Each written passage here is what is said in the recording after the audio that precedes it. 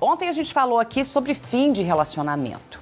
Agora, se você já esteve em um relacionamento em que saiu com a sua autoestima lá embaixo, é uma situação complicada, né? Foi difícil, está sendo difícil ainda se reerguer? Então, este é o nosso assunto com a psicóloga Heloísa Feltrin. Elô, bem-vinda, bom dia. Bom dia, obrigada, sempre é um prazer. Olha só, muitas vezes as pessoas se enganam, acham assim, olha, como eu fui deixada, eu vou sofrer mais, vou ter minha autoestima mais afetada. Quem deixa também sofre, porque deixou, o outro tá lá disponível para reerguer, seguir em frente na vida, né? Sim. E quem deixa, ele tá naquele luto ainda, né? Exatamente, Elis, porque pensar sobre um término de um relacionamento, a gente pensa sobre fins de sonhos, de projetos, às vezes envolvem os filhos, então tem toda uma organização dessa nova rotina, né? E que naturalmente acaba abalando mais a nossa estrutura, né? A gente fica mais sensível, tem essa tendência. Ainda mais quando o término vem com uma das pessoas, né? Então, uma das pessoas escolhe esse término. Às vezes a outra pessoa não concorda com isso, às vezes não quer terminar o relacionamento, quer tentar de novo. Então, acaba ficando mais abalada emocionalmente, às vezes até por não entender o porquê a outra pessoa está terminando o relacionamento, né? Entre tantas outras coisas. Porque a gente pode pensar também um relacionamento mais tóxico, mais abusivo, né? E que acaba sequestrando a vida da outra pessoa. Por exemplo, pessoas que são muito controladoras, né? Que gostam de ser manipuladoras ali no relacionamento. Isso é uma coisa muito legal, porque quando essa pessoa termina o relacionamento, a outra que era a vítima, por exemplo... A controlada, no caso? Exato, exatamente. Ela acaba ficando sem eira nem beira, né? Ela se perde ali, porque agora não tem mais uma pessoa que escolhe por ela, uma pessoa que age por ela, então ela precisa se reerguer e se reestruturar.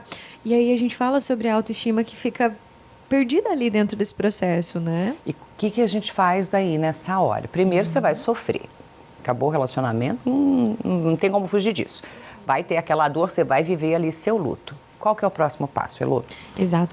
E o luto envolve muitas coisas, né, Elisa? A questão da aceitação, da raiva, da tristeza, da barganha, né? Da negociação com o outro, né? Tipo, volta, eu mudo, né? Mas nem sempre é assim a gente consegue alcançar isso e alcançar essa mudança, né? Mas um passo legal para a gente pensar é reestruturar essa vida, né? Então, como é que a gente começa a olhar novas possibilidades sem a pessoa ali do lado, né? Porque já que ela não quer existir mais nessa vida com o parceiro, então vamos pensar, o que eu posso olhar para a minha vida agora? Como é que eu posso me reerguer, né? Será que eu preciso encontrar uma nova casa, um novo lar, comprar coisas novas, né? Toda essa mudança desestabiliza a gente, porque são coisas novas que precisam ser escolhidas, né? De certa forma, quando a gente entra com contato com esse fim, a gente chama de finitude, né? Com essa finitude, com esse relacionamento que acabou, a gente precisa entrar em contato com coisas... contatos com coisas novas dentro de nós mesmos. Por exemplo, parar e pensar... qual é o tipo de vida que eu quero ter? Como é o meu projeto de vida agora, já que essa pessoa não está mais ali, né? Quais são meus sonhos, né? Isso, acabamos um relacionamento, sei lá, de 10 anos. A minha vida funcionava em função dessa pessoa. Então, agora eu preciso me reencontrar. Como eu vou dar uma atenção para o meu trabalho? Como vão ficar os filhos aqui? Começando a questionar, fazer esse questionamento, analisar, a gente começa a identificar alguns processos e clarificar essa autoestima, né? Aqui a gente começa com autoconhecimento. Então, entender coisas básicas, sabe, Elis? Básico funciona. Então, coisas básicas, por exemplo, qual é a cor que eu gosto? Qual é a cor que eu me sinto bem? Eu gosto desse tipo de coisa, desse tipo de comida, né? Porque às vezes a gente é influenciado pelo relacionamento, né? E acaba deixando... Às vezes o outro sempre escolhe, né? Exato, exatamente.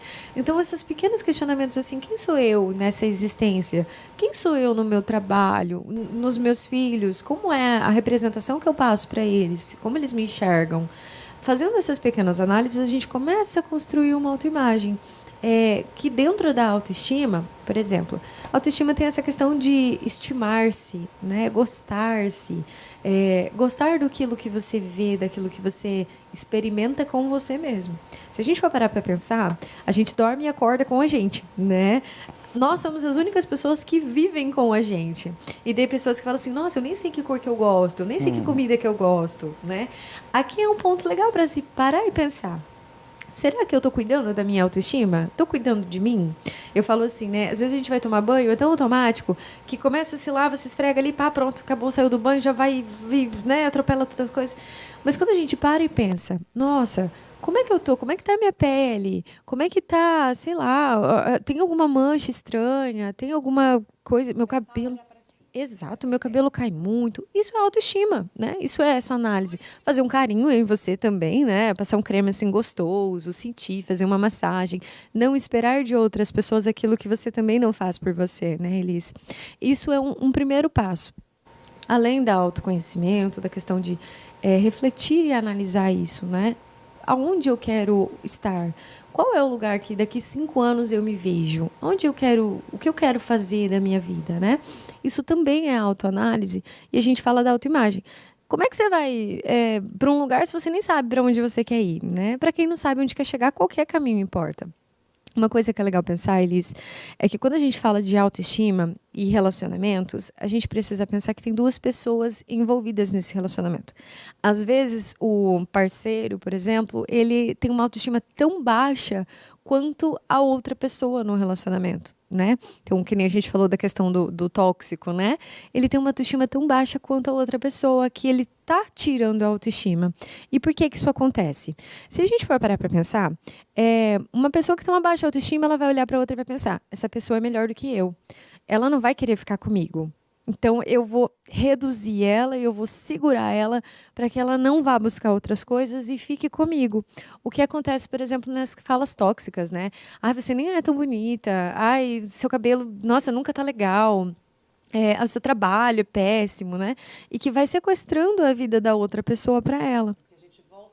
Aquela expectativa de que o outro tem que me fazer feliz, o outro tem que me realizar. Quando a gente olhar para a gente, entender que a gente pode ser feliz, né? Sozinho, primeiro, né? Se priorizar, o outro vai somar nessa história, né, Elô? Claro.